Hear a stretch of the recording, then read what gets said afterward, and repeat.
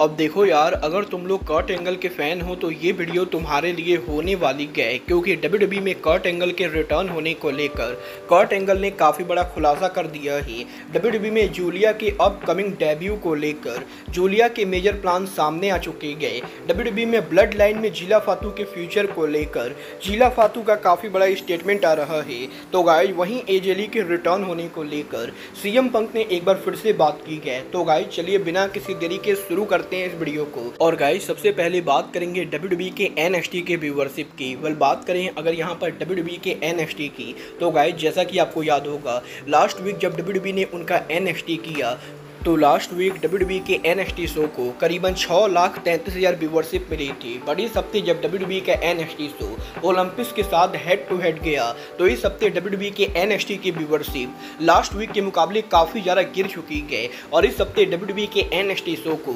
मात्र यहाँ पर 4,68,000 लोगों ने देखा है। और गाइस यहाँ पर डब्ल्यूडब्ल्यूई के एनएक्सटी शो को 4,68,000 व्यूअरशिप मिलना, ये यहाँ पर 2024 के अंदर डब्ल्यूडब्ल्यूई एनएक्सटी की अब तक की लोएस्ट व्यूअरशिप है। और ये कहना बिल्कुल भी गलत नहीं होगा कि भले ही ओलंपिक के वजह से एनएक्सटी की व्यूअरशिप डाउन हुई है, बट डब्ल्यूडब्ल्यूई के इस हफ्ते का एनएक्सटी शो 2024 का अब तक का सबसे बड़ा फ्लॉप शो है। देखना बहुत ही दिलचस्प होने वाला है कि डब्ल्यूडब्ल्यूई के नेक्स्ट वीक एनएक्सटी को कितनी व्यूअरशिप मिलती है। बट गाइस चलिए फिलहाल आगे बढ़ते और बात करते हैं best in the world CM Punk की। बात करें अगर यहाँ पर सीएम पंक की, तो इस हफ्ते समर स्लैम से पहले सीएम पंक ने एक बार फिर से उनके लेटेस्ट इंटरव्यू के अंदर उनकी वाइफ एजेली की डब्ल्यूडब्ल्यूई पर रिटर्न को लेकर बात की, जहाँ पर सीएम पंक का ये कहना है कि वो जब से डब्ल्यूडब्ल्यूई के ऊपर रिटर्न हुए ही तब से डब्ल्यूडब्ल्यूई के लॉकर रूम के अंदर भी काफ़ी सारे रेसलर्स ने सीएम पंक से ये बात पूछी है कि क्या यहाँ पर एजेली डब्ल्यूडब्ल्यूई के ऊपर कभी रिटर्न करेंगी। और सोशल मीडिया के ऊपर भी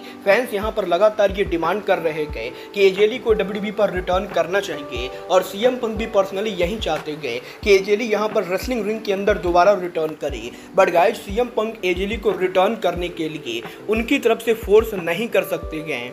और गाइस सीएम पंक का ये कहना है कि फिलहाल यहाँ पर एजेली का रेसलिंग में रिटर्न होने का कोई भी इंटरेस्ट नहीं गए, और वो यहाँ पर रेसलिंग के बाहर हॉलीवुड और टीवी शोज के ऊपर उनके प्रोजेक्ट्स के ऊपर काम कर रहे गए। और जब तक यहाँ पर एजेली खुद रिटर्न होने के लिए इंटरेस्टेड नहीं होंगी तब तक यहाँ पर किसी के भी कहने पर एजेली उनका रिटर्न नहीं करने वाले गए। और गाइस सीएम पंक ने ये बिल्कुल ही क्लियर कर दिया है कि वो भी अगर चाहें तो एजेली का रिटर्न नहीं करवा सकते गए। ये तो आने वाला टाइम बताएगा कि एजेली कभी डब्ल्यूडब्ल्यूई के पर वापस आएंगे भी या नहीं। बट गाइस जहां तक बात रही सीएम पंक की, तो गाइस यही समर स्लैम के ऊपर सीएम पंक और मैकिंटायर के अपकमिंग मैच से पहले ड्रू मैकिंटायर ने सोशल मीडिया पर जिम के अंदर से एक वीडियो अपलोड किया, जिस वीडियो के अंदर Drew McIntyre basically summer slam से पहले ट्रेनिंग कर रहे गए। बट मजेदार बात यह है कि ड्रू मैकिंटायर ट्रेनिंग के समय जिस म्यूजिक को सुन रहे गए वो म्यूजिक और कोई नहीं बल्कि सीएम पंक के आरवेज का पुराना थीम म्यूजिक है। और CM Punk Ring of Honor wrestling के अंदर जो थीम म्यूजिक यूज करते थे,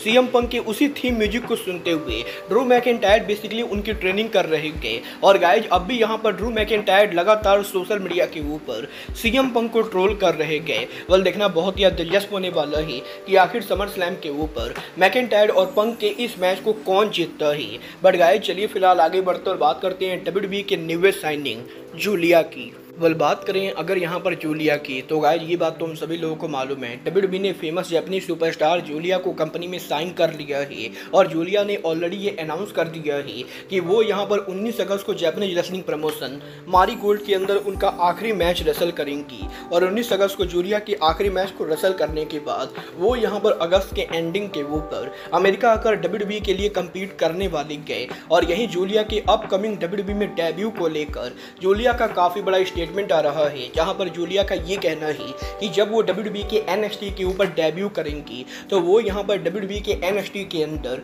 एक बिल्कुल ही न्यू एरा को शुरू करने वाले हैं। और गाइस यहाँ पर जूलिया ने फैंस से ये प्रॉमिस किया है कि डब्ल्यूडब्ल्यूई में उनके डेब्यू करने के बाद वो डब्ल्यूडब्ल्यूई के अंदर वुमेन डिवीजन के अंदर एक नया रिवोल्यूशन शुरू करेंगी। और डब्ल्यूडब्ल्यूई के फैंस को वुमेन डिवीजन की तरफ से कुछ ऐसा देखने को मिलेगा जो यहाँ पर उन्होंने अभी तक नहीं देखा है। और गाइस जूलिया ये मेक श्योर करेंगी कि डब्ल्यूडब्ल्यूई में उनके डेब्यू करने के बाद उनकी वजह से डब्ल्यूडब्ल्यूई के अंदर एक नया रिवोल्यूशन चालू हो। ये तो आने वाला टाइम बताएगा कि जूलिया के डेब्यू के बाद वो डब्ल्यूडब्ल्यूई के अंदर क्या इम्पैक्ट डालती गए। बट गाइस चलिए फिलहाल आगे बढ़ते और बात करते हैं ब्लड लाइन की। गाइस यहाँ पर ये बात तो हम सभी लोगों को मालूम है, WWE के समर स्लैम के ऊपर ब्लड लाइन के new tribal chief Solo Sikoa main event के ऊपर अमेरिकन नाइटमेयर कोडी को चैलेंज करने वाले गए और यही इन दोनों के अपकमिंग मैच को लेकर अब यहाँ पर ब्लड लाइन के अनदर फ्यूचर मेंबर जीला फातू का काफ़ी बड़ा स्टेटमेंट आ रहा है, जहाँ पर जीला फातू ने उनके लेटेस्ट इंटरव्यू के अंदर सोलो सकवा और कोडी के अपकमिंग मैच को लेकर बात की और जीला फातू का ये कहना ही